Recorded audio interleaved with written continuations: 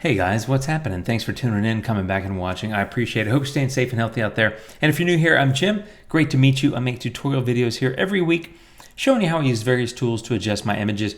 And one of the things I encourage a lot in my videos is experimentation, which is just get in there and hack around to learn the product. I'm in Luminar 4 today, and I'm following that theme of experimentation because even though I encourage it in the videos, I also try to encourage it with myself when I'm editing. And what I'm doing today is, as part of experimentation, which for me is, I think, necessary for growth, just to learn and grow and adapt, is also to do things that you don't normally do, not just editing-wise, but also in terms of working on the kind of photos that you may not normally work on. So in that spirit, I'm experimenting today on a portrait. I don't do a lot of portrait work, and by a lot, I mean zero. I really don't do any portrait work.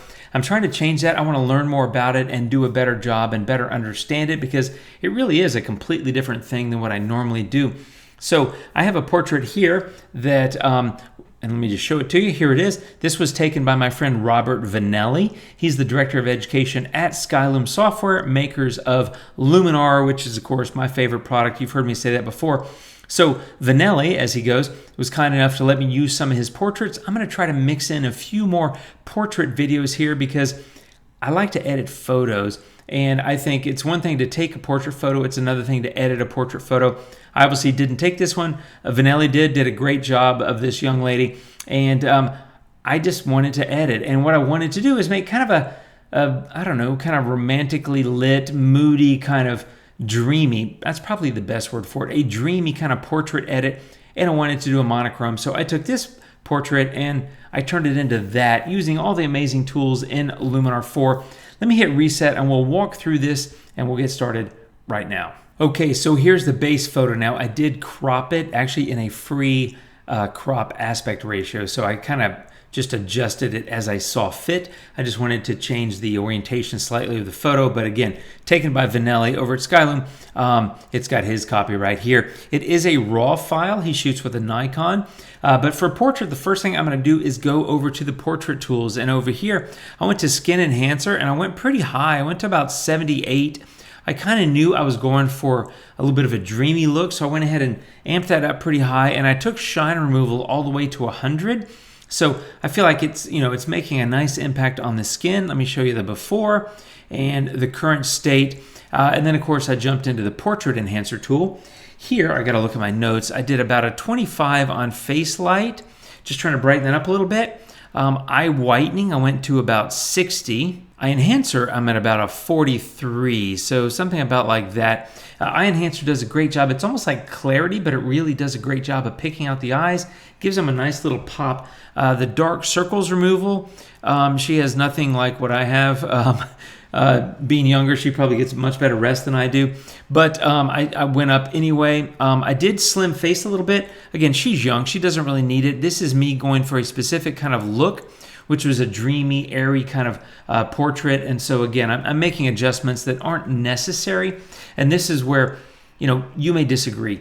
I'm not a portrait photographer or a portrait artist, but when I edit my photos, I like to create the look that I want to create, as opposed to just enhancing what's naturally there. So I'm applying that same kind of concept or that idea on this portrait, even though, being a young, beautiful female, she doesn't really need me to do a lot of these things. It's just something I like to do because I like to edit. And like I said, I'm creating a specific kind of look to the photo. Okay, improve eyebrows. I went to like a 30, 32, somewhere in there. On the lips, I'm going to give them a little bit of a bump as well. The saturation's coming up mid to high 60s. Redness is coming up as well, about the same. And darkness as well, about a 52. Something about like that. Teeth are not showing, so no need to work on the teeth whitening slider. So there we go. Let me show you the before and after. There's before and the after. You can kind of see that I've smoothed out the skin, done a number of enhancements as you saw there. And like I said, I generally, when I'm doing a portrait, I'm going to start on those tools, and then I'm going to pop back over here to the Essentials tab and do a few more adjustments. Now, the first thing I'm going to do here is I'm going to go negative 100 on AI structure and boost that 30-something, and I'm going to get a radial mask. I'm creating a bit of a dreamier kind of soft background. And so I want to do that with the radial mask. And so I'm going to do something about like this. And I love, by the way, if you notice in the new update, Luminar 4.3, it shows you the mask as you're moving it around, that sort of thing. So it works on a brush mask, also works on a radial mask. So I'm doing something like that. All I'm trying to do is soften up the background. Just want to check my notes. So yeah, something about like that. Again, dreamy, airy kind of portrait. So I'm softening up the detail in the background, even though beforehand, let me turn that off, it's already kind of soft. I mean, he shot this at f2.8. So it's not like it's like a really tight aperture with a lot of detail. But regardless, I want to soften it up even more. Negative AI structure does a great job of that. And now I'm going to pop over to vignette. I'm going to do like a negative 68 or something, and about a 22 on size. So something about like that. I'm going to increase the roundness a bit. Maybe something about like that. Feathering is something I generally do. That just smooths the transition zone. And inner light, I'm going to do a little bit, like just 5 or 6. And choose subject. I, of course, want to make her face the subject of that vignette. So I'm going to say done. Let me show you my edits so far. There's the before and the after. And here we go one more time. There's before and after. You can see we made a pretty significant impact. And this was actually where I stopped and said, all right, I think I'm done with the portrait. But then I decided I wanted to do a little bit more artistic interpretation, a little bit more editing. And of course, I wanted to make it a monochrome. And that's where I went with the next bit of editing. So that was a new adjustment layer. So plus, add new adjustment layer. Okay, so the first thing here was the black and white conversion. So I'm gonna go ahead and click on that. And obviously it immediately goes to black and white. But I'm not done with that filter. What I wanna do, next I'm actually going up to the light tool, and I do want a higher contrast image. So I actually take smart contrast all the way to 100. That's really gonna isolate the subject. She's brighter, having that lighter skin and the dark hair and the darker background really is gonna pop that. But what I said is I wanna increase that contrast, but I'm gonna go back to the black and white filter. And in luminance, I'm gonna take, let me make sure, I'm gonna take yellow and green, and I'm gonna take the luminance of those two all the way to negative 100. You can see that they're basically darkening parts of the background because there's a lot of yellow and green in that background. So that's helping me isolate her further. Now I'm going to go back up to the light tool, and I'm going to take highlights. I got to check. I'm going negative 100 there, just pulling that down. And I'm going to take the whites down about 45 as well. Now this was experimentation, and I actually did those moves a little bit later because some things I'm going to do are going to really pop the brightness of her skin. So those last two moves are actually done later. But what I did is next is I went to AI structure, and I'm going like about a negative 40, 42, 43, and I'm going to brush this into her skin. I'm going to go ahead and paint that in. As you know, you can see that occurring now, and so you can kind of see what your mask has covered as you're painting it, which I love. So I basically just put a little negative structure on her skin to soften that up because I've got so much softness in the background. I felt like it needed to kind of match a little bit. Now some of the other moves I want to make, I'm going to get into mystical, and here I'm going about 25. That does a little bit of the dreamy kind of shadow work that I like. But then I'm going to go to glow and soft focus bright. I'm going to pop that about a 23. And you can see that really brightens up her face a bit, which is why on the light tool I went with negative 100 on highlights and negative 45 on the whites. I just had to tame that a little bit because soft focus bright is really going to pop that. And if I didn't do those other two moves in the light tool, then her face after this move with the glow tool would really be too bright and over the top, and I don't want that. I'm also going to take this brightness down a little bit. I don't want to overdo it, so I'm going to pull that down maybe 35 or so.